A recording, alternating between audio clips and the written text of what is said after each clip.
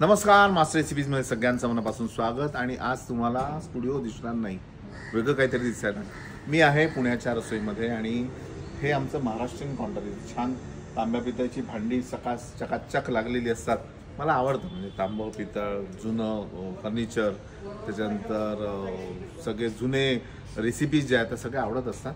आजचा जो प्रकार आहे तो थोडा वेगळा आहे आणि त्याचं नाव आहे, सांगू, नाव आहे तळलेल्या वांग्याचं भरीत. वेगळा प्रकार आहे, थोडासा स्पायसी आहे, पण मजा आहे. चला सुरू करू. एक घेण्यात पहिले तेल आपण तापवून घेऊ. हा इतका सोपा प्रकार आहे ना की वांग हे छान असं जांभळं जे वांग मोठं असतं ते घ्यायचं आहे आपल्याला आणि याला कसंही कापा तुम्ही, जसं तुम्हाला जमेल तसं.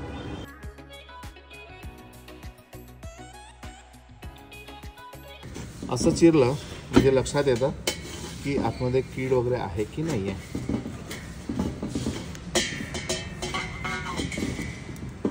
वांग हा माझा वीक पॉईंट आहे. मग इन एनी फॉर्म ऑफ बैगन. वांग्याबद्दल तुम्हाला एक गंमत सांगतो. तर वांग्याचं आणि माझं नातं असं आहे की म्हणजे काही पदार्थांचं, जसं वांग इन एनी फॉर्म मला आवडतं, भरीत आवडतं, वांग्याची भाजी आवडते, नुसते वांग्याचे काप करून ते सुद्धा आवडतात. आणि जळगावच्या वांग्याची जी खासियत आहे की जळगावचं वांग भाजलेलं, त्याचा ते मधला भाग काढायचा, त्याच्यावर अमूल बटर टाकायचं, थोडंसं मीठ, मिरेपूड घातले की ते तसं सुद्धा खूप छान लागतं. तर अशा काही गोष्टी आहेत की दाल, राईस, साबुदाणा, पनीर कुठल्याही फॉर्ममध्ये होतं ते मला आवडतं. तर वांग्याची गंमत काय आहे की जगात सगळीकडे फिरताना मुतब्बल नावाचा हा एक प्रकार मिडल ईस्टमधला प्रकार आहे, त्याला बाबा गणोशसुद्धा म्हणतात. तर हा प्रकार जगात पुष्कळ ठिकाणी उपलब्ध आहे आणि वांग्याचं भरीत नाही आहे. आणि आपल्या इथलं वांग्याचं भरीत म्हणजे खास करून जळगावी वांग्याचं भरीत उत्तम असतं, तुम्हाला सगळ्यांना माहिती आहे.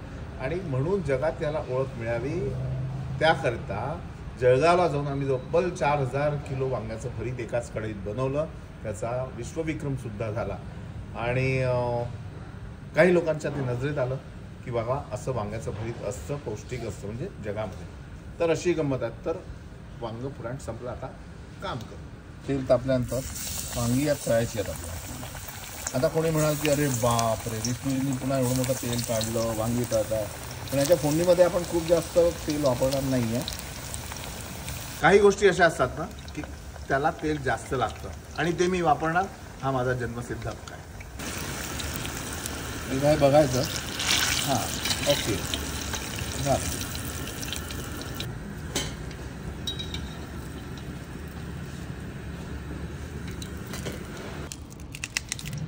मिरच्यात तोडून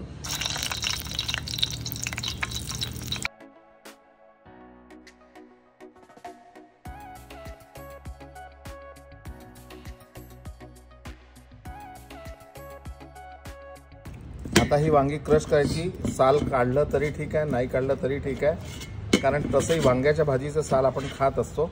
मी जेव्हा करतो तेव्हा मात्र मी साल बिल काढत नाही, त्याला जस्ट असं क्रश करतो.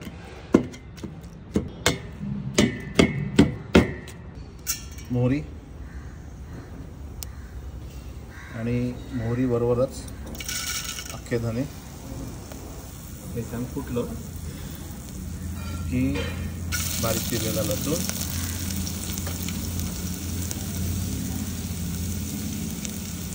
बारीक चिरलेला कांदा,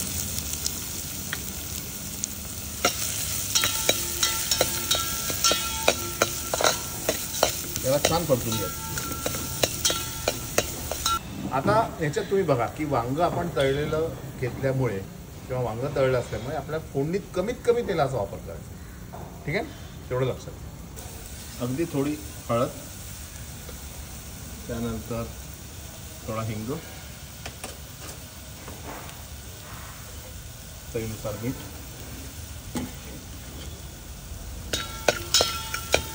आता तिखट यात घालत नाही आहे कारण आपण ऑलरेडी हिरवी मिरची घेतली.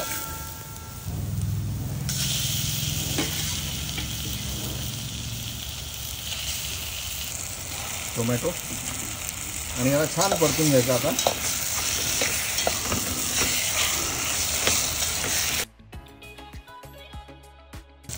बारीक चिरलेली कांद्याची पात आणि थोडीशी कोथिंबीर.